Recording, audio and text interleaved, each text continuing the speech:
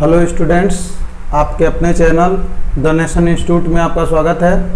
तो आज हम लोग कक्षा 11 के अध्याय 4 में ऋजुरेखीय पथ पर गति का अध्ययन करेंगे। ये आपका जो टॉपिक है बहुत ही इम्पोर्टेंट टॉपिक है। इसमें बहुत अच्छी अच्छी चीज़ें जो है कि आप सीखेंगे और ये कक्षा 11 में तो ज़रूरी ही है पढ़ना इसको। कक्षा 12 में भी इसके तमाम जगह पर उपयोग हैं और कंपटीशन में सबसे ज़्यादा ये इससे सवाल बनाया जाता है। कंपटीशन के जो पुलिस की भर्ती, लेखपाल की भर्ती या एसएससी, जीडी या जो भी रेलवे के जितने भी कंपटीशन के एग्जाम है, इसमें जो है ऋजुरेखीय पथ पर गति से सवाल ज़्यादा से ज़्यादा पूछे जाते हैं। तो ये चैप्टर्स बहुत इंपॉर्टेंट चैप्टर्स है और बहुत मज़ेदार भी है। अगर आप इसको समझेंगे ना तो बहुत ईजी है। मतलब इसको देखने में तो ये बहुत कठिन लगता है, जब आप किताब से पढ़ेंगे या कोई टीचर आपको पढ़ाएगा जिसको बहुत स्पेसिफिक नॉलेज नहीं है तो ये आपको बहुत कठिन लगेगा। बट जब आप इसको समझेंगे ना तो कहेंगे कि हाँ बहुत अच्छी चीज़ है, बहुत अच्छे से समझ में आ रहा है। तो चलिए हम लोग एक एक चीज़ समझते हैं। सबसे पहला चीज़ तो हम लोग आज हम इतनी हेडिंगों को डिस्कस करेंगे इस वीडियो में। क्या क्या पढ़ेंगे? विराम एवं गति के बारे में पढ़ेंगे, निर्देश तंत्र के बारे में पढ़ेंगे, कण या बिंदुवत वस्तु क्या होती है उसके बारे में पढ़ेंगे, गति के प्रकार हम लोग पढ़ेंगे कि गति कितने प्रकार की होती है। हालांकि गति के प्रकार जब हम पढ़ेंगे तो उसमें कई संदर्भ में गति का प्रकार निकाला जाता है, तो हम लोग यहाँ बीमा के संदर्भ में निकालेंगे, ठीक है ना। तो विराम एवं गति को पहले समझते हैं। विराम क्या होता है और गति क्या होती है, यानी रेस्ट एंड मोशन। रेस्ट क्या है, ठीक है ना, जो सो जाते हो वो रेस्ट नहीं है, ठीक है, क्योंकि जब आप सोए रहते हो तो भी आप गति कर रहे होते हो। पूछो कैसे? अच्छा ये बताओ, सूर्य जो है, ये सूर्य है, ये सूर्य है, मान लो ये आपका सूर्य है, इसके चारों ओर पृथ्वी क्या कर रही है? चक्कर लगा रही है। इसके चारों ओर ये पृथ्वी क्या कर रही है? चक्कर लगा रही है। तो जब चक्करवा लगा रही है तो एक पृथ्वी पे ना तुम सो रहे हो, हैं? तो ये बताओ, जब आप पृथ्वी पे सो रहे हो और पृथ्वी सूर्य के चारों ओर हर समय चक्कर लगाती रहती है, तो पृथ्वियाँ उड़ रही है आकाश में और इसका चक्कर लगा रही है, तो आप सो भी रहे होते हैं ना, तो भी आप क्या कर रहे होते हैं? गति कर रहे होते हैं, ठीक है ना। अब कहेंगे कि सूर्य स्थिर होगा, सूर्य भी स्थिर नहीं है। सूर्य भी क्या कर रहा है? देखो सूर्य, अब देखो सूर्य के चारों ओर सभी ग्रह चक्कर लगाते हैं। इसके परिवार में कितने ग्रह हैं? 8 ग्रह हैं। कितने हैं? 8 हैं, ठीक है। तो ये आपका मान लीजिए ऐसे ऐसे ग्रहों को हम बना देते हैं। ये आपके ग्रह हैं, एक यहाँ है, ये आपका बुध है, ये शुक्र है, ये क्या है? बुध है, ये शुक्र है, और ये आपका क्या है? पृथ्वी है। इसके बाद ये वाला आपका क्या है? मंगल है। और इसके बाद जो इसकी कक्षा आती है बुध, शुक्र, मंगल, फिर उसके बाद बृहस्पति की कक्षा आ जाती है। किसकी? बृहस्पति की कक्षा आ जाती है। फिर इसके बाद जो है शनि की कक्षा आ जाती है। ये आपकी आ गई शनि की कक्षा, ठीक है। फिर इसके बाद जो है अरुण की आ जाती है, जिसको यूरेनस कहते हैं। ये आपका अरुण हो गया, ठीक है, इसको यूरेनस भी कहते हैं। फिर इसके बाद एक कक्षा जो आती है वो आती है आपकी वरुण की। किसकी आती है वो? वरुण की। ये देखो, ये सूर्य के चारों ओर ये सब ग्रह चक्कर लगा रहे हैं। अब कहोगे प्लूटो, अरुण वरुण यम, यम मतलब प्लूटो, तो प्लूटो को ग्रह के श्रेणी से निकाल दिया गया है। ये जब हम आपको पढ़ाएंगे तो बताएंगे काहे निकाल दिया गया है। और प्लूटो को जो है किस ग्रह के? क्षुद्र ग्रह के श्रेणी में रख दिया गया है। अब थोड़ा सा दिमाग लगा लो यहाँ पे, ये सभी ग्रह सूर्य के चारों ओर चक्कर लगा रहे हैं। अब आप सोचोगे कि सूर्य एक जगह पर स्थिर होगा, नहीं, सूर्य भी क्या कर रहा है? इस पूरे ब्रह्मांड में अनेकों अनेक सूर्य हैं और सभी सूर्य क्या कर रहे हैं? एक दूसरे से दूर जा रहे हैं। इस पूरे ये जो ब्रह्मांड है ना, ये गुब्बारे की तरफ फैल रहा है। अब सोचो, अगर एक गुब्बारा हो, वह एकदम नियमित रूप से फैलता जाए, तो उसमें मान लो 10 सूर्य हैं, गुब्बारे में हालांकि 10 सूर्य नहीं, करोड़ों सूर्य होंगे। जो तारे होते हैं, जो उन्हीं को जो टिमटिमाते तारे होते हैं, जिनका स्वयं का प्रकाश होता है, उन्हें हम सूर्य कहते हैं। तो हमारे ब्रह्मांड में बहुत सारे सूर्य हैं, और वह सभी सूर्य, ठीक है ना, वह क्या हो रहे हैं, ऐसे गुब्बारे की तरह ब्रह्मांड फैल रहा है, और उसमें सभी सूर्य अपने अपने स्थान से कहाँ जा रहे हैं, दूर जा रहे हैं। तो ये जब सूर्य जाएगा तो ये पूरा सौरमंडल को लेकर के उड़ रहा है। क्या कर रहा है, ये पूरा सौरमंडल को लेकर के उड़ रहा है। ये इस सूर्य, मान लो ये सूर्य, एक सूर्य यहाँ पर है, एक सूर्य यहाँ पर है, तो ये सूर्य इधर भागेगा और ये वाला सूर्य इधर भागेगा। तो ये पूरा अपना सौर परिवार लेकर के इधर जा रहा है, ये वाला इधर जा रहा है। एक सूर्य यहाँ पर है, तो ये सौर परिवार लेकर के अपना इधर भाग रहा है। ये वाला सूर्य है तो ये इधर भाग रहा है। यानी सभी सूर्य क्या हैं, एक दूसरे से दूर जा रहे हैं। क्यों? क्योंकि पूरे ब्रह्मांड का क्या हो रहा है, प्रसार हो रहा है।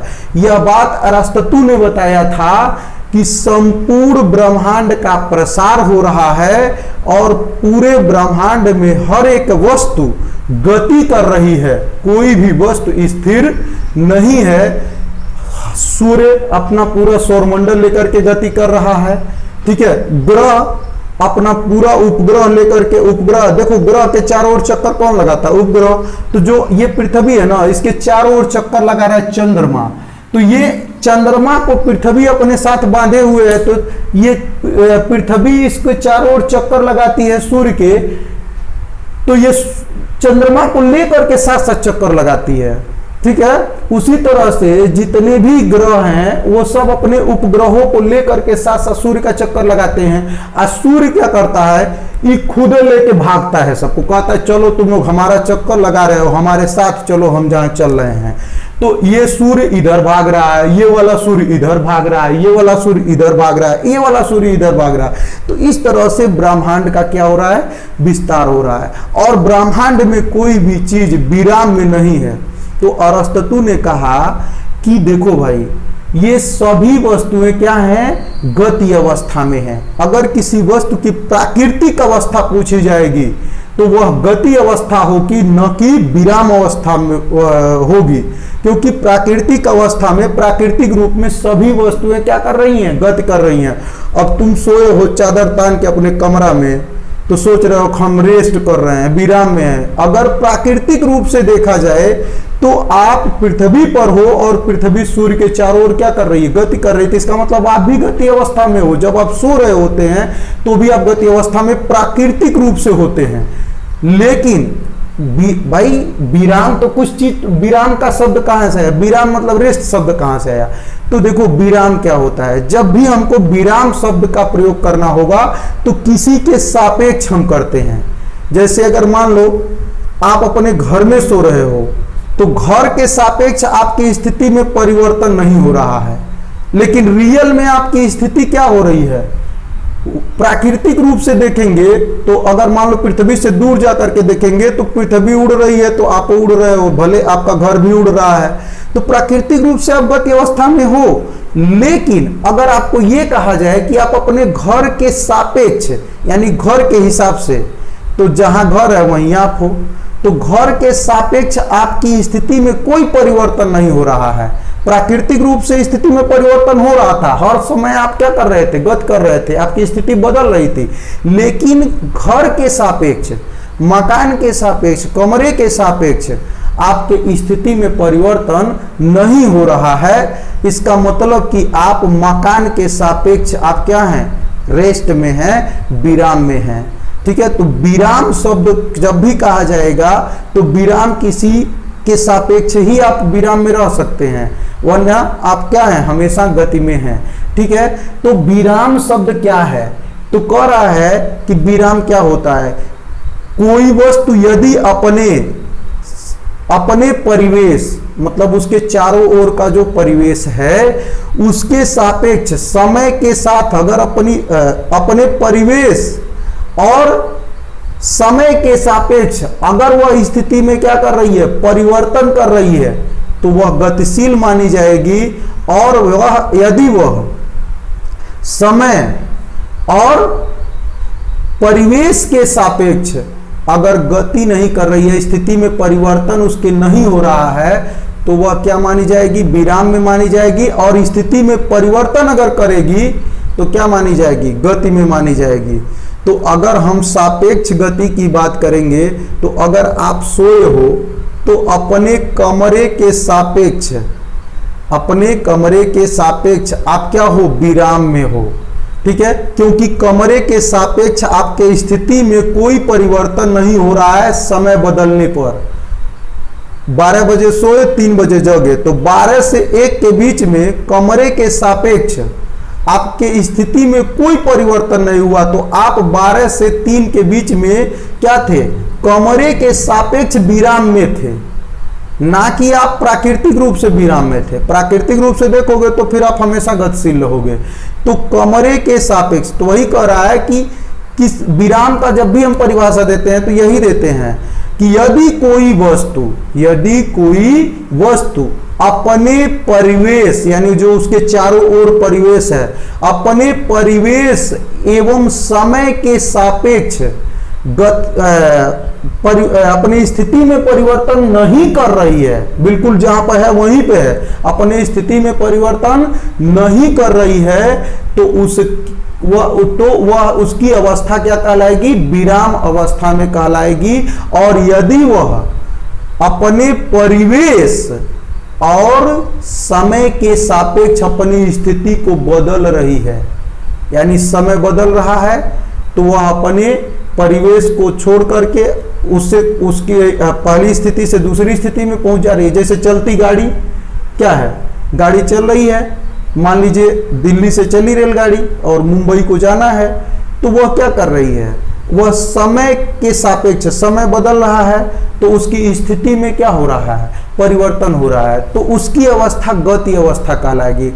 और समय और परिवेश के अनुसार, अब दिल्ली का परिवेश कुछ और था, मुंबई का परिवेश कुछ और था, तो समय के साथ समय भी बदला तो परिवेश बदल गया, यानी एक स्थिति समय और परिवेश दोनों की स्थिति बदल गई समय के साथ, तो वह क्या है? गति अवस्था में है। और अगर नहीं बदली तो वह विराम अवस्था में है। तो ये बात आप लोग हमेशा ध्यान रखिएगा, विराम अवस्था सदैव किसी वस्तु के सापेक्ष हम क्या करते हैं? निकालते हैं। अगर हम किसी परिवेश के सापेक्ष अगर नहीं निकालेंगे तो वस्तु प्राकृतिक रूप से सभी वस्तुएं हमेशा गति अवस्था में ही होती हैं। अब आई थिंक आप लोगों को समझ में आ गया होगा कि विराम एवं गति क्या होता है। कोई वस्तु अपने परिवेश के सापेक्ष समय के साथ अगर स्थिति परिवर्तन करती है तो वह क्या कहलाती है? गति अवस्था में कहलाती है। स्थिति परिवर्तन नहीं करती है, जहाँ के तहाँ पड़ी है, चदरा तान के सोए हुए हैं, तो क्या कहलाएंगे? विराम अवस्था में कहलाएंगे। ठीक है ना? समय के साथ अगर परिवेश के सापेक्ष स्थिति बदल रही है, तो बदल रही है यानी कहीं जा रहा है तो गति अवस्था में है, और नहीं बदल रही तो सोया है तो फिर विराम अवस्था में है, लेकिन सापेक्ष के लिए। ठीक है, तो चलिए हम लोग एक चीज समझ लिए, ठीक है, कि विराम और गति क्या होती है। अब ध्यान से आपको इसी पे ये मेन चीज था कि सापेक्ष गति हमको पढ़ना है। तो जब सापेक्ष गति पढ़ना है तो हम क्या करेंगे? निर्देश फ्रेम। अब भाई हम परिवेश के सापेक्ष गति करते हैं, अपने कमरे से स्कूल जाते हैं तो परिवेश हमारा कमरे से लेकर के स्कूल जाते हैं, तो हमारा गति कहाँ से प्रारंभ होता है? अपने घर से प्रारंभ होता है और स्कूल तक जाते हैं। तो हम गणना कहाँ से करेंगे? अगर हमको दूरी की गणना करना रहे, वेग की गणना करना रहे, तो हम अपने घर से करेंगे। लेकिन आप अपने घर से करेंगे, हम अपने घर से करेंगे, फलाने अपने घर से करेंगे, ढकाने अपने घर, ऐसे काम चलेगा? नहीं चलेगा। तो उसके लिए किसी भी कण की गति को दर्शाने के लिए हम लोग क्या मानते हैं? एक ढांचा बनाते हैं। क्या बनाते हैं? एक ढांचा बनाते हैं, और जिसको हम क्या कहते हैं? निर्देश तंत्र कहते हैं। तो सबसे पहले हम लोग निर्देश तंत्र समझ लें क्या होता है। ये देख लीजिए, ये आपका निर्देश तंत्र है। ये x अक्ष है, x अक्ष है, ये आपका है y अक्ष, ये क्या है वाई अक्ष और ये क्या है जेड अक्ष है। ठीक है, ये आपका एक्स अक्ष है। अब देखिए ये बिंदु O है। अब वास्तव में अगर आप देखेंगे तो ये तीनों जो अक्ष मैं बनाया हूं, ये तीनों अक्ष एक दूसरे के लंबवत हैं। मैं ये कह दूं कि ऐसे कुछ ऐसे हैं। ये आपका एक्स अक्ष है और ये वाई अक्ष है। तो ये जेड अक्ष चूंकि हवा में होता है, 3 डायमेंशनल होता है, ऐसे होता है, तो इसको मैं हवा में तो ऐसे खींचूंगा नहीं, तो मैं इसको ऐसे बोर्ड पे खींच दिया हूं। तो ये बोर्ड पे खींचा हो तो इसका मतलब ये नहीं कि ये बोर्ड पर है, ये कैसे है, यहां से हवा में है। तो तीनों देखिए, ध्यान दीजिएगा, ये तीनों, ये एक्स अक्ष है और ये ऊपर वाला वाई अक्ष है, और जो ये आपके तरफ जा रहा है ये वाला, ये क्या है जेड अक्ष है। ये एक्स अक्ष, ये वाई अक्ष और ये क्या है जेड अक्ष। ठीक है, तो अब कराए निर्देश तंत्र क्या होता है। ठीक है ना, तो निर्देश तंत्र जो है, निर्देशाक्षों का, कितने निर्देशाक्ष होते हैं, 3 निर्देशाक्ष होते हैं, एक्स अक्ष, वाई अक्ष और जेड अक्ष। तो निर्देश तंत्र जो है यह एक निर्देशांकों का, निर्देशाक्षों का निकाय है, निर्देशांक निकाय है। ठीक है, अब कोई पूछे निर्देश तंत्र क्या है, तो कहेंगे कि यह एक निर्देशांक निकाय है, एक ऐसा सिस्टम है जिसमें हम निर्देशांक बता सकते हैं। ठीक है ना, जिसके सापेक्ष किसी वस्तु की स्थिति एवं गति का निर्धारण किया जाता है। अब देख लो, हम निर्देशांकों का एक निकाय बनाते हैं। क्या बनाते हैं, निर्देशांकों का निकाय बनाते हैं, और उसके सापेक्ष ही हम किसी वस्तु की गति और दिशा का निर्धारण क्या करते हैं। जैसे मान लीजिए अगर कोनो वस्तु है, ठीक है, वो ऐसे जा रहा है, तो इसका मतलब ये किस अक्ष के अनुदिश जा रहा है, जेड अक्ष के अनुदिश जा रहा है। कोई वस्तु है वो ऐसे जा रहा है, तो वह किस अक्ष के अनुदिश जा रहा है, एक्स अक्ष के अनुदिश जा रहा है। कोई वस्तु है ऐसे गति कर रहा है, तो किस अक्ष के अनुदिश गति कर रहा है भाई, वाई अक्ष के अनुदिश गति कर रहा है। तो अब आपको समझ में आ रहा होगा, शुरुआत हम गति की कहां से करेंगे, मूल बिंदु से O से करेंगे, और जौने और कण जाएगा, अगर इधर जाएगा तो हम एक्स अक्ष, ऊपर जाएगा तो वाई अक्ष, और अगर ऐसे जाएगा आपके तरफ ऐसे, तो क्या जेड अक्ष। तो अब इसके अलावा तो वह किसी भी दिशा में जा नहीं सकता है, 3 विमाओं को छोड़ करके बाकी वो कहीं नहीं जा सकता है। या तो ऐसे जाएगा या ऐसे भी जा सकता है। तो जब ऐसे जाएगा तो इसमें कुछ एक्स का भी मान होगा, कुछ वाई का भी, कुछ जेड का भी, तीनों का मान होगा। तो ऐसे ऐसे गति करे, चाहे ऐसे ऐसे गति करे, चाहे ऐसे ऐसे गति करे, कैसो गति करेगा, तो हम निर्देशाक्षों का जो निकाय है ना, उसके द्वारा उसकी गति को प्रदर्शित कर देंगे। ठीक है, तो ये आपका निर्देश। अगर कोई पूछे निर्देश तंत्र क्या है, तंत्र मतलब सिस्टम, तो निर्देश तंत्र निर्देशाक्षों का एक निकाय है। क्या है, निर्देशाक्षों का एक निकाय है, जिसके द्वारा हम किसी कण की स्थिति बता सकते हैं और उसके गति का निर्धारण कर सकते हैं, जिसके द्वारा हम किसी कोण की स्थिति और गति का निर्धारण करते हैं। जैसे मान लो कोनो वस्तु इस सरसरा के ऐसे जा रही है और यहां पर पहुंची है, ठीक है, तो हम किसी क्षण ये बता सकते हैं कि इस वस्तु का स्थिति कहां पर है। हम कह देंगे एक्स अक्ष पे 5 मीटर दूर है।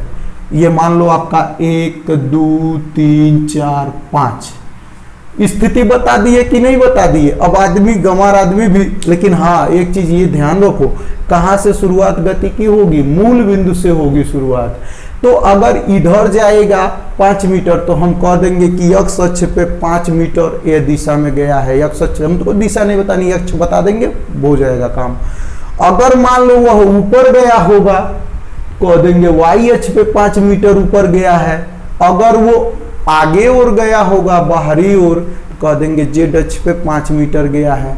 अगर एक्स और वाई के बीच में जाएगा, उसको भी अभी समझाएंगे, तो हम एक्स और वाई के बीच में भी बता देंगे कि इतना एक्स के सीधाई पर है, इतना वाई के सीधाई पर। मान लो कोनो वस्तु यहाँ पे आ गया, यहाँ पे आ गया।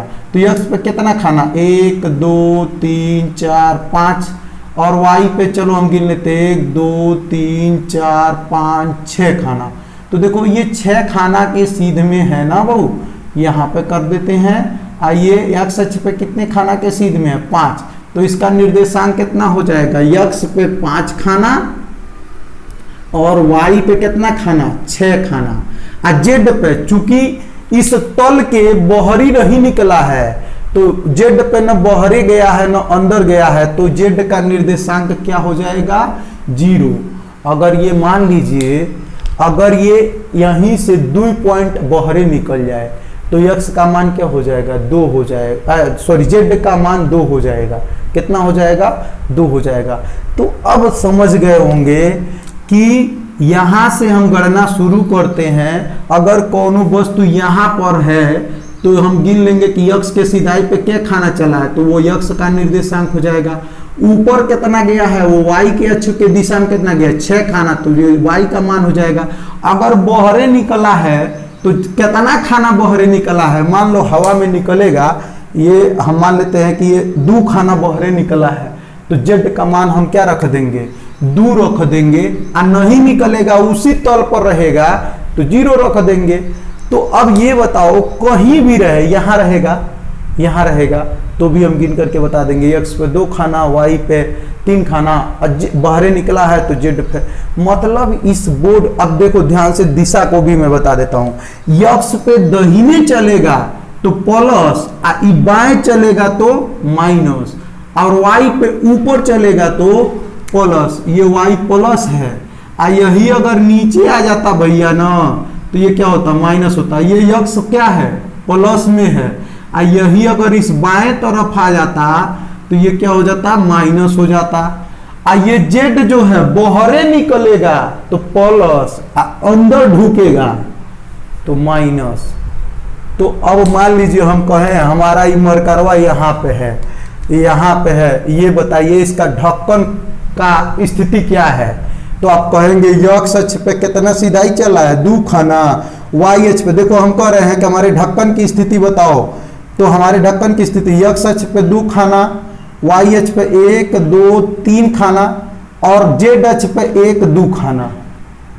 तो बता देंगे x पे 2, y पे 3 और z पे 2, बता देंगे कि नहीं बता देंगे। अगर हमें सटा देंगे तो z का मान 0 हो जाएगा, क्योंकि z पे बाहर नहीं निकला है। तो हम लिखेंगे x पे 2 खाना, y पे 3 खाना, z पे 0 खाना।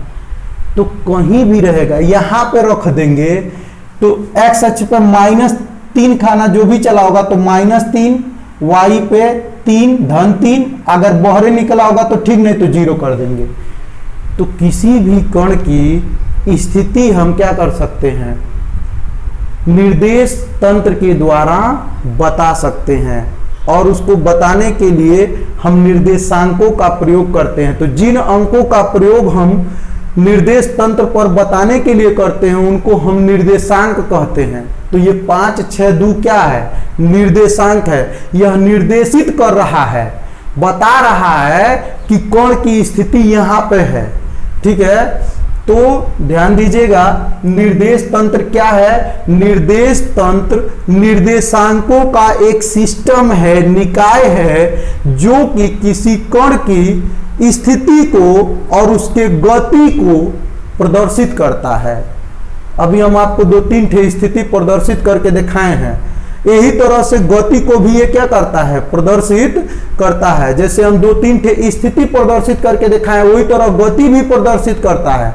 तो कोई पूछे आपसे कि निर्देश तंत्र क्या है, तो कहेंगे निर्देश तंत्र निर्देशांकों का, किसका, निर्देशांकों का एक निकाय है जो किसी भी कण की स्थिति को और गति को क्या करता है, प्रदर्शित करता है।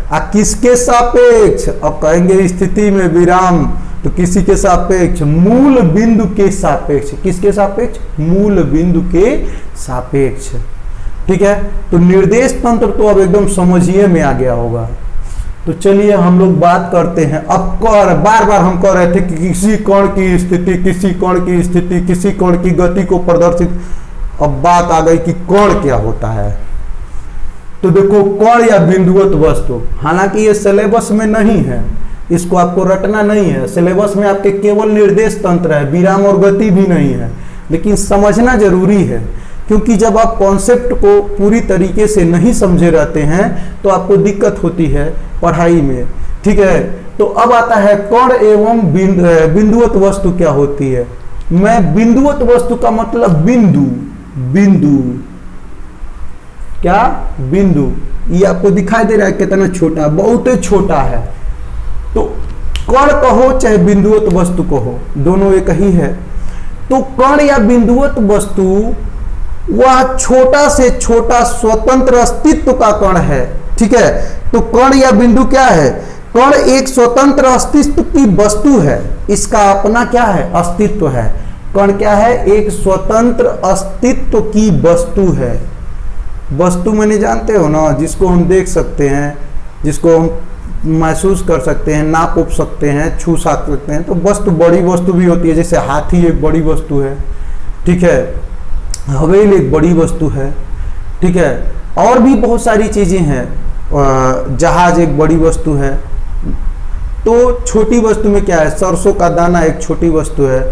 ठीक है, किराए का दाना छोटी वस्तु है। तो वही तरह, ठीक है, अब सबका अपना अपना अस्तित्व है, एग्जिस्टेंस है सबका। तो कह रहा है कि कण या बिंदुवत वस्तु क्या है, तो कण या बिंदुवत वस्तु जो है वह क्या है, वह स्वतंत्र अस्तित्व की एक वस्तु है। कण जो है स्वतंत्र अस्तित्व की एक वस्तु है, जिसका आकार, अब बात आएगी आकार की, क्योंकि कण वस्तु है तो ये बात होगी कि भाई कितना बढ़न वस्तु है, छोटो वस्तु होती है, बढ़नो वस्तु होती है, थोड़ा सा हल्का बड़ा भी वस्तु होती है। तो कितना बड़ा वस्तु है भाई, आप कह रहे हो स्वतंत्र अस्तित्व की वस्तु है, स्वतंत्र अस्तित्व की वस्तु है। तो कण स्वतंत्र अस्तित्व की वस्तु है तो कितना बड़ा वस्तु है। तो देखो कण एक स्वतंत्र अस्तित्व की वस्तु है, जिसका आकार उसके गति अवस्था में जो उसको विस्थापन तय करती है या दूरी तय करती है, उसके सापेक्ष क्या होता है, नगण्य होता है। नगण्य मतलब बहुत छोटा, नगण्य मतलब छोटा। ठीक है ना। तो अगर आपसे पूछे, ठीक है, कि कण क्या है, तो कण कहेंगे कण एक स्वतंत्र अस्तित्व की वस्तु है, जिसका आकार नगण्य हो। क्या हो, नगण्य हो, मतलब बहुत छोटा हो, हम इसको इग्नोर कर सकें, इसको गणना में इसकी लंबाई को शून्य मान सकें, हालांकि शून्य नहीं होती है। नगण्य का मतलब जो गणना करने के लायक न हो। ठीक है, वो शून्य, नगण्य का मतलब शून्य बिल्कुल नहीं होता है। ठीक है, लेकिन वह इतना छोटा होता है कि उसके मान से कोई प्रभाव नहीं पड़ता है, तो हम गणना में उसको शामिल नहीं करते हैं, तो भी गणना में बहुत ज्यादा फर्क नहीं पड़ता, उसी चीज को नगण्य बोला जाता है। तो कोई पूछे कि कण या बिंदुवत वस्तु क्या है, तो कहेंगे कि कण वह स्वतंत्र अस्तित्व की वस्तु है, जिसका आकार नगण्य होता है। समझ में आ गया ना। चलो अब बात आती है गति के प्रकार। क्या, गति के प्रकार, ये बहुत इंपॉर्टेंट है। ठीक है, जब आप ऋजुरेखी पथ पर गति पढ़ते हैं तो उसमें गति का प्रकार जानना जरूरी है। गति का प्रकार तो आप देखो, गति को जब कई भागों में बांटोगे तो उसका आधार होना चाहिए कि भाई किस आधार पर इसका बंटवारा कर रहे हो। तो अगर आप अक्षों के आधार पर बंटवारा करोगे, किसके आधार पर, अक्ष के आधार पर बंटवारा करोगे, तो गति के 3 प्रकार आपको देखने को मिलेंगे। तो अगर बीमाओं के आधार पर, ये बीमाएं हैं, 1 बीमा, 2 बीमा, 3 बीमा, तो त्रिविमी है। तो बीमाओं के आधार पर या अक्षों के आधार पर यदि हम किसी कण के गति का बंटवारा करें, विभाजन करें, तो उसकी गतियां 3 प्रकार की हो सकती हैं। कितने प्रकार की, 3 प्रकार की गतियां हो सकती हैं। पहली गति है एक बीमीय गति, दूसरी गति है द्विबीमीय गति और तीसरी गति है त्रिबीमीय गति। तो बीमाओं के आधार पर, अब चूंकि एक बीमी, द्विबीमी, त्रिबीमी दिया है, तो इसको बीमाओं का आधार है। ये किस आधार पर बंटवारा हुआ है, बीमाओं के आधार पर। तो अगर कोई पूछे आपसे कि गति के प्रकार बताइए, तो आप लिखेंगे विमाओं के आधार पर गतियां 3 प्रकार की होती हैं। कितने प्रकार की? 3 प्रकार की होती हैं। एक विमीय गति, द्विविमीय गति, त्रिविमीय गति। ठीक है, अब एक एक करके हम लोग इन तीनों गतियों को समझेंगे कि ये तीनों गतियां क्या हैं। ठीक है, तो एक विमीय गति को पहले हम लोग समझ लेते हैं कि एक विमीय गति क्या है। एक विमीय गति क्या है? देखो, एक विमीय गति से नाम में ही इसके छिपा हुआ है कि भाई एक विमा में। ठीक है, अगर कोई वस्तु, ध्यान दीजिएगा, अगर कोई वस्तु, ठीक है, एक्स वाई जेड, अगर यदि किसी वस्तु की गति का निरूपण, ठीक है, या आप ये कह लीजिए यदि किसी वस्तु की गति को प्रदर्शित करने के लिए एक्स अक्ष, वाई अक्ष और जेड अक्ष तीनों निर्देशाक्षों में से ये तीनों निर्देशाक्ष हैं, किसी एक निर्देशाक्ष की जरूरत पड़े, यदि किसी वस्तु की गति को प्रदर्शित करने के लिए एक्स वाई जेड तीनों निर्देशाक्षों में से केवल एक निर्देशाक्ष की आवश्यकता पड़े, तो उसकी गति एक विमीय गति कहलाती है। एकदम याद कर लीजिएगा, एक विमीय गति यदि किसी वस्तु की गति को प्रदर्शित करने के लिए तीनों निर्देशाक्षों एक्स वाई जेड तीनों निर्देशाक्षों में से किसी एक ही निर्देशाक्ष की केवल आवश्यकता पड़े, तो उसकी गति क्या कहलाएगी? एक विमीय गति कहलाएगी। ठीक है, अब एक विमीय गति के उदाहरण क्या क्या हैं? जैसे एक चींटी एक धागे पे चल रही है, सरल रेखा में जितनी गति है, यह आपका चैप्टर है ना रिजरेखी पथ पर, तो सीधी रेखा में अगर कोई गति कर रहा है तो उसकी गति क्या होगी? रिजरेखीय गति जो होगी, सीधी रेखा में गति होगी, वह एक विमीय गति होगी। अगर कोई कण ऐसे गति कर रहा है एकदम सीधी रेखा में, स्ट्रेट लाइन में, तो इसकी गति क्या होगी? क्या होगी? एक विमीय गति होगी। जैसे एक धागा बांध दो, यहां से वहां तक, यहां से यहां तक एक धागा बांध दे और इस पर एक चींटी चलेगी, तो धागे पर चलती हुई चींटी की गति चूंकि एक सरल रेखा में गति है, तो वह क्या होगी? एक विमीय गति होगी। अब कहेंगे कि सर जी ये तिरछा कर दें, ऐसे कर दें धगवा, एगो यहां बांध दे एगो यहां बांध दे, इस पे चुटिया चलेगी तो क्या होगा? तिरछा भी रहेगा और सीधा है, सरल रेखा कह दिया ना, तो चाहे सरल रेखा ऐसे हो, चाहे ऐसे हो, चाहे ऐसे हो, इस पर भी अगर चूटी चलेगी तो भी क्या होगी? एक विमीय गति होगी। भाई ये वाई अक्ष पे जा रही है तो एक विमीय गति होगी, सीधी रेखा में एक्स अक्ष पे जाएगी तो भी एक विमीय होगी। ऐसे अगर ऐसे आएगी, अर्गन बांध दो ऐसे, वहां से यहां तक, आपके पास से मेरे पास तक अगर कोई धागा बांध दे तो इस पर भी चूटी चलेगी सीधी रेखा में, तो वो क्या होगी? एक विमीय गति होगी।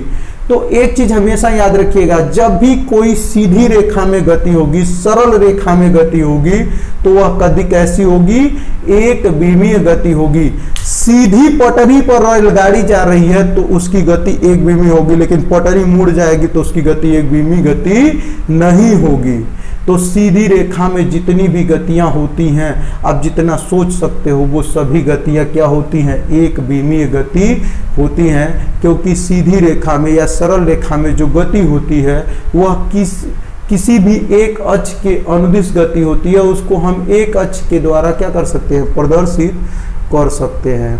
ठीक है, तो फिर एक बार ध्यान दे दीजिए, एक विमीय गति क्या होती है कि यदि किसी वस्तु के या यदि किसी कण के गति को प्रदर्शित करने के लिए, गति को क्या करने के लिए? प्रदर्शित। आप प्रदर्शित कौन से करते हैं? अक्षवा से न करते हैं। तो यदि किसी वस्तु की गति को प्रदर्शित करने के लिए एक्स अक्ष, वाई अक्ष, जेड अक्ष तीनों में से किसी एक ही अक्ष की आवश्यकता पड़ती है, तो हम उसकी गति को एक बीमी गति कहते हैं। समतल में जितनी भी सरल रेखीय गति होती है, सीधी रेखा में गति होती है, वो सभी गतियां क्या होती हैं? एक बीमीय गतियां होती हैं। अब बात आ जाती है द्विबीमीय गति की। अब द्विबीमीय गति क्या होता है? तो बस उसी में 2 लगा दीजिए जो पहले पढ़े हो, तो जुगाड़ सेट कर दो।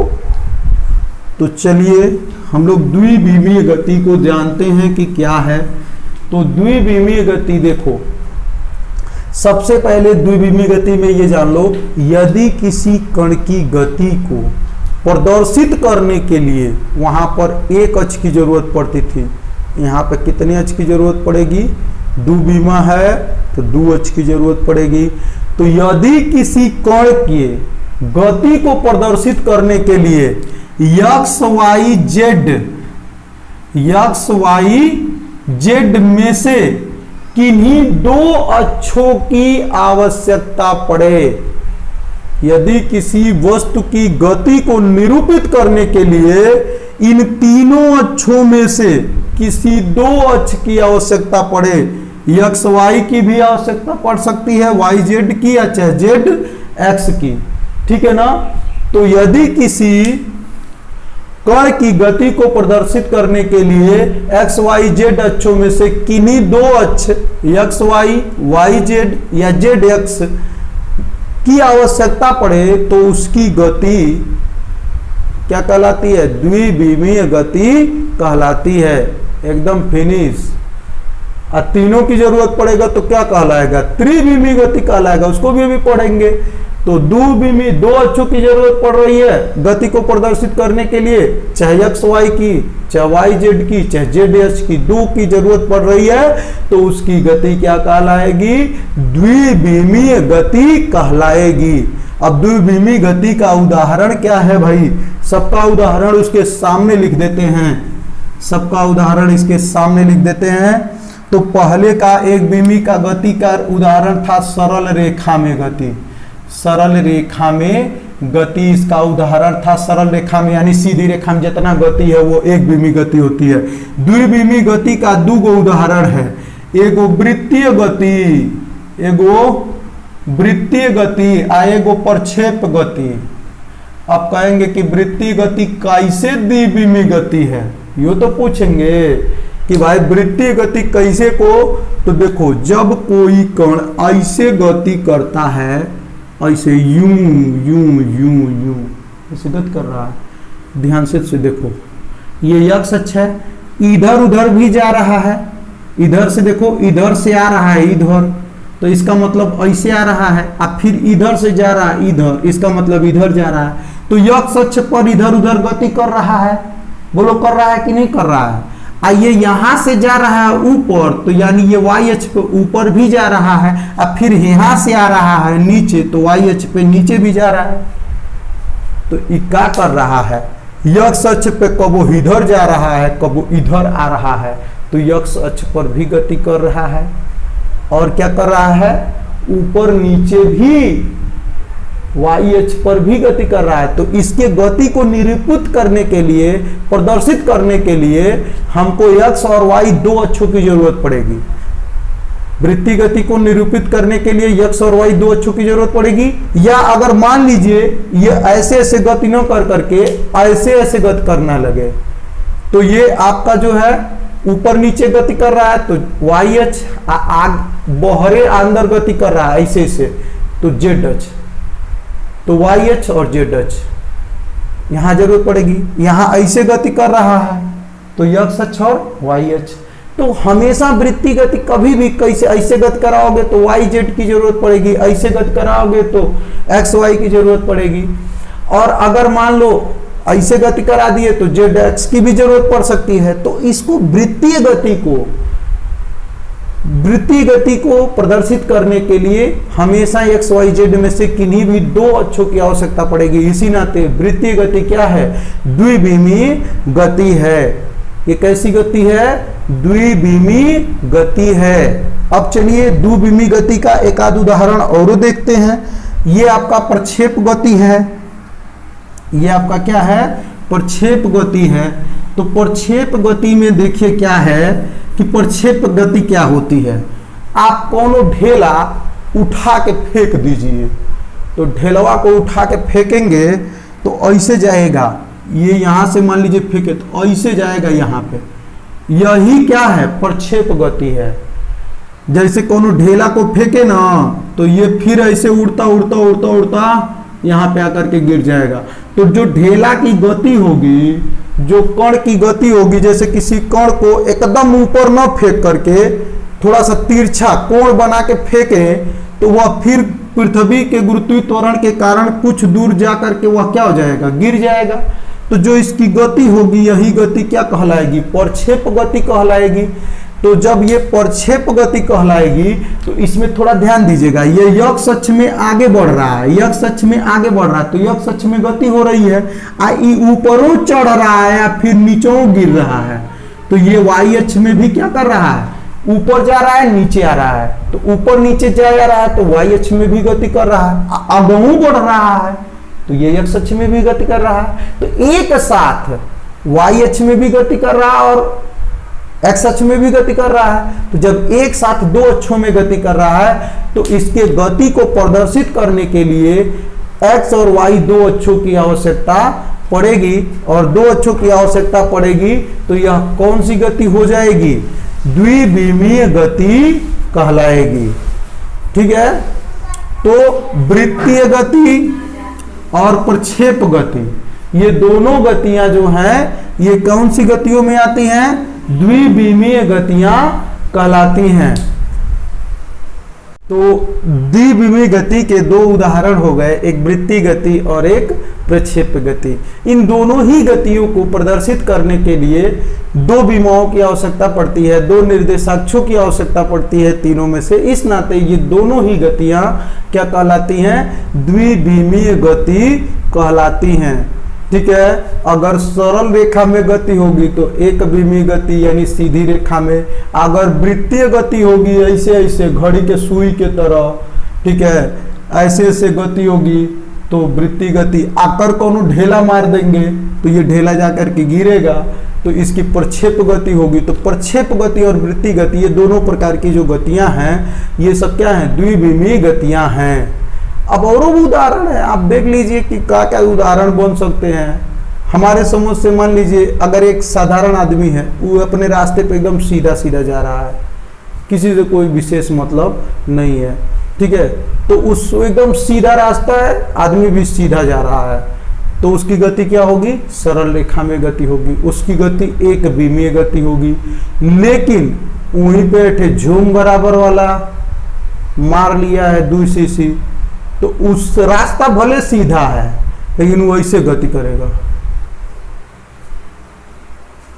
तो अब बताइए, ये आगे भी जा रहा है, किस अक्ष में जा रहा है भाई, एक्स अक्ष में जा रहा है, आई जेडो अक्ष में पौरा मार रहा है, तो उसकी गति को प्रदर्शित करने के लिए क्या करना पड़ेगा, एक्स अक्ष का भी बीमा लिखना पड़ेगा। ऐसे ऐसे ऐसे ऐसे कर रहा है, झूम बराबर झूम रहा है, तो है जेडो अक्ष में भी तो गति कर रहा है। तो जब जेडो अक्ष में गति कर रहा है तो उसकी गति भी क्या होगी, द्विविमीय गति होगी। कहीं ऐसे ऐसे गति करके आगे बढ़ रहा है और कहीं कुदहू लगे इसे इसे, तो जेडो अक्ष में गति कर रहा है, आगे पीछे बढ़ रहा है तो एक्सो अक्ष में गति कर रहा है, ऊपर नीचे कूद रहा है तो वायु अक्ष में गति कर रहा है। अब क्या होगा, अब उसकी गति त्रिविमीय गति हो जाएगी। समझ में आया, तो उसकी गति अब क्या हो जाएगी, त्रिविमीय गति हो जाएगी, क्योंकि वो एक्स वाई अक्ष में भी गति कर रहा है, एक्स अक्ष में भी गति कर रहा है, ऊपर नीचे भी गति कर रहा है, तो उसकी गति त्रिविमीय गति हो जाएगी। जब बरतिया में सब डांस करते हैं ना, तो ऐसे ऐसे ऐसे ऐसे ऐसे ऐसे डांस करते हैं, मालूम हो रहा है मिर्गी आया है, पता नहीं चलता है कि डांस कर रहे हैं कि इनको मिर्गी का दौरा पड़ा, ऐसे ऐसे झूमते हैं सब पी करके। तो हम तो देखे हैं, कभी कभी देखते रहते हैं, तो वहां पे मुझे याद आ जाता है कि ये त्रिविमीय गति है, ये द्विविमीय गति है। ठीक है। वही जो सिंपल आदमी रहता है उसकी गति एक बीमी गति है। यही नाते एक डायरेक्शन में जब आप काम करेंगे तो ही आपको सफलता मिलती है, और जब आप कोई डायरेक्शन चेंज करेंगे ना तो आपको सफलता नहीं मिलती है। तो हमेशा आप एक बीमी गति करिए, एक डायरेक्शन में आप चढ़िए। आपको ये मान के चलेंगे हमको पुलिसो बनना है, हमको लेखपालो बनना है, तो कुछ नहीं बन पाएंगे। ठीक है, आप एक लक्ष्य बनाएंगे। जीवन में जिसका एक लक्ष्य होता है वही सफल होता है और एकदम सीधे उसी रास्ते पे चलता है। केवल उसके अलावा उसको और कुछ किसी से मतलब नहीं। आप पढ़ाई कर रहे हो, सिर्फ पढ़ाई करो। आपको क्रिकेट खेलने से क्या मतलब, आप क्रिकेट खेल करके कोनो खिलाड़ी बन जाओगे? आप फुटबॉल खेल के फुटबॉलर बन जाओगे? क्रिकेटर नहीं बन सकते हो, फुटबॉलर नहीं सकते। लेकिन मैं इस बात की गारंटी देता हूँ, अगर पढ़ाई मन से कर लिए ना तो जो तुम चाहते हो, जो बनना चाहते हो वो बन सकते हो। पढ़ाई केवल मन से कर लो, क्योंकि आप पढ़ाई करोगे, पुलिस की लाखों वैकेंसियां आती हैं, आप उसमें एक स्थान आपका मिल जाएगा। वह संभव नहीं है, बहुत आसान है। आप तैयारी करोगे, इंजीनियर की बहुत वैकेंसी आती हैं, प्राइवेट इंजीनियर, प्राइवेट कंपनियों में भी इंजीनियर की वैकेंसी आती है, उसमें भी आप आराम से अपना एक स्थान बना लेगो। लेकिन क्रिकेटर की कितनी वैकेंसी आती है? पूरे भारत में केवल 11 लोग ही खेलेंगे एक बार। तो लाखों लोग क्रिकेटर बनने का सपना देख रहे हैं, लाखों लोग हीरो बनने का सपना देख रहे हैं, लेकिन कोई बन नहीं पाता है। बहुत इक्का दुक्का लोग बनते हैं, उसमें अपॉर्चुनिटी, अवसर कम है। मैं ये नहीं कर रहा हूँ कि आप ना खेलो ना करो, आप स्वास्थ्य के लिए खेलो, लेकिन कॉमर्शियल वे में मत खेलो कि मैं कुछ बन जाऊंगा। और अगर ये ऐसा कर रहे हो तो सिर्फ और सिर्फ वही काम करो। तब पढ़ाई एकदम छोड़ दो सचिन के तरह। सचिन क्या किए थे? 10वीं फेल हैं, लेकिन क्रिकेट के भगवान हैं। क्यों? क्योंकि वह एक बीमी गति, एक ही काम करते थे, केवल क्रिकेट खेलना, केवल क्रिकेट खेलना।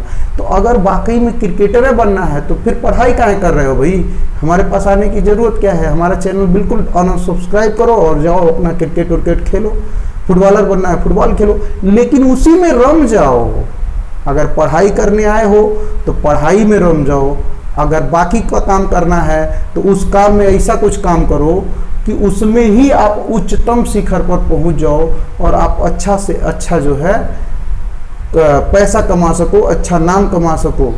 ठीक है, देखो आजकल यूट्यूब पर क्या है, एक से एक हरकत कर कर करके, ये यूट्यूब जब से आए ना, यूट्यूब पर क्या है कि जितने बदमाश थे, हरकत करने वाले थे, वो एक से एक हरकत खुरापात वाला वीडियो डाल डाल करके फेमस हो। मिस्टर इंडियन हैकर को देख लो, ठीक है, क्रेजी XYZ को देख लो, कहीं साइकिल तोड़ते हैं, कहीं मोटरसाइकिल तोड़ते हैं और लाखों में सब्सक्राइबर हैं, लाखों रुपए करोड़ों रुपए कमा रहे हैं। तो हर चीज का एक अपना जगह होता है। उस जगह पर अगर आप अच्छे से करोगे तो आपकी जो भी क्रिएटिविटी है वो आपकी निखर करके सामने आएगी। एक प्लेटफॉर्म तय कर लो और उस प्लेटफॉर्म पर अपना जो भी करना है करो। लेकिन पढ़ाई के प्लेटफॉर्म पर अगर आए हो तो ये मत सोचो कि हमको पढ़ाई के सिवा भी कुछ करना है। केवल और केवल पढ़ाई करो। ठीक है, सरल रेखा में गति, एक बीमी गति, वृत्ति गति, प्रक्षेप गति, द्विबीमी गति, पियक्कड़वा की गति। अगर कूद नहीं रहा है तो द्विबीमी, अगर दाएं बाएं झूम बराबर झूम करके कूदू रहा है तो त्रिबीमी गति। अब आते हैं त्रिबीमी गति पर हम लोग। त्रिबीमी गति क्या होता है? यदि किसी कण की गति को, यदि किसी कण की या वस्तु की गति को व्यक्त करने के लिए तीनों अक्षों की जरूरत पड़े, तीनों XYZ तीनों निर्देशाक्षों की आवश्यकता पड़े एक साथ, तो उसकी गति क्या कहलाती है? त्रिबीमीय गति कहलाती है। तो त्रिबीमी गति में क्या होगा? ये XYZ तीनों अक्षों की जरूरत एक साथ पड़ेगी। इसका उदाहरण क्या होता है? वो इसका उदाहरण होता है गैस के अणुओं की गति। गैस के अणुओं की गति, ठीक है, गैस के अणुओं की गति जो होती है वो कैसी गति होती है? त्रिबीमीय गति होती है। किसकी गति? गैस के अणुओं की गति। अब देखो गैस के अणुओं की गति काहे त्रिबीमी गति होती है? क्योंकि गैस के अणु जब सिलेंडर में, बंद पात्र में गैस के अणुओं की गति, ये भी ध्यान रखिएगा, बंद पात्र में गैस के अणुओं की गति। जब हम सिलेंडर में किसी गैस को भर देते हैं तो उसके अणु क्या करते रहते हैं? अनियमित गति करते रहते हैं। तो वो कभी इधर उधर भी गति करते हैं, आगे पीछे भी गति करते हैं, ऊपर नीचे भी गति करते हैं और बार बार दीवार से टकराते हैं। आप दीवार पर प्रेशर जनरेट करते हैं, बल लगाते हैं तो उसके नाते दीवार पर प्रेशर बनता है। तो कभी भी हम गुब्बारे में जब हवा भरते हैं तो जो हवा के अणु होते हैं, हवा भी तो गैसों का मिश्रण है, हवा के जो अणु होते हैं वो गुब्बारे के सतह से बार बार टकराते हैं, गति करते रहते हैं और वो प्रेशर उत्पन्न करते हैं। वही जब ज्यादा प्रेशर हो जाता है गुब्बारा फट जाता है, सिलेंडर फट जाता है, ठीक है ना। तो वो प्रेशर किसके कारण उत्पन्न होता है? अणुओं के गति के कारण बार बार जब वो टकराएंगे, जैसे इस पर बार बार हम ठोके तो बार बार ठोकेंगे तो इस पर दबाव नहीं पड़ेगा, दबाव पड़ता है ना। तो वही है, प्रेशर काहे उत्पन्न होता है? जब गैस बंद पात्र के अणुओं के जो गति होती है वो अनियमित होती है, कभी यहाँ टकराएंगे, कभी यहाँ टकराएंगे, कभी इस दीवार से उस दीवार पर टकराएंगे, कभी उस दीवार से उस दीवार पर टकराएंगे, मतलब चारों तरफ बराबर गति करते रहते हैं, टकराते रहते हैं। तो वो तीनों विमाओं में चलते हैं, आगे पीछे भी होते हैं, दाएं बाएं भी होते हैं, ऊपर नीचे भी होते हैं। तो बंद पात्र के गैस के अणुओं की गति को व्यक्त करने के लिए एक साथ तीनों अक्षों की जरूरत पड़ती है। तो इसी नाते उनकी गति क्या कहलाती है? त्रिविमीय गति कहलाती है। उसकी गति क्या कहलाती है? त्रिविमीय गति कहलाती है। अब आप लोग जान लीजिए कि त्रिविमीय गति क्या है। त्रिविमीय गति, यदि किसी कण के गति को निरूपित करने के लिए एक्स वाई जेड तीनों निर्देशाक्षों की एक साथ आवश्यकता पड़े तो उसकी गति क्या कहलाएगी? त्रिविमीय गति कहलाएगी। उसकी गति क्या कहलाएगी? त्रिविमीय गति कहलाएगी। ठीक है, तो आज के लिए बस इतना ही। धन्यवाद। और आप लोग इसी तरह से अपना प्यार स्नेह बनाए रहें और वीडियो को देखते रहें, अन्य लोगों को भी फॉरवर्ड कर दीजिए। काफ़ी मेहनत लगती है वीडियो को बनाने में और नए नए यूट्यूबरों को तो काफ़ी और दिक्कतों का सामना करना पड़ता है। तो आपसे उम्मीद ये है कि अगर आपको ये वीडियो अच्छी लगे तो इसको लाइक कर दीजिए और इसको अपने अन्य मित्रों के पास भी इसको फॉरवर्ड कर दीजिए और उनसे भी बोलिए कि सब्सक्राइब करें और पढ़ें। पढ़ाई करना कैसे है ये मैं बताऊंगा। पढ़ाई हास्य की चीज़ नहीं है, हंसी की चीज़ नहीं कि जैसे आप हंसी करके पढ़ाई कर लोगे। हाँ, पढ़ाई में हंसी जरूरी है लेकिन थोड़ा बहुत, जैसे दाल में नमक की आवश्यकता होती है लेकिन अगर वो ज़्यादा हो जाए तो वो दाल का स्वाद खराब कर देता है। उसी तरह से आजकल के यूट्यूबर क्या कर रहे हैं, इतना ज़्यादा हंसी परोस दे रहे हैं कि उसमें आपकी पढ़ाई गायब हो जा रही है, केवल हंसी ही हंसी है। तो दाल में अगर मैं केवल आपके नमक ही नमक डाल दूं तो उसका टेस्ट खराब हो जाएगा। लेकिन क्या है, आज के समय में जो पढ़ाता कम हंसाता ज़्यादा है उसी का लोग चैनल देखते हैं। हम जैसे मेहनती लोगों का चैनल लोग कम देखते हैं। तो आपसे अनुरोध है कि आप ऐसा नहीं करेंगे क्योंकि पढ़ाई सीरियस होनी चाहिए, उसमें थोड़ी बहुत हंसी होती रहेगी। धन्यवाद।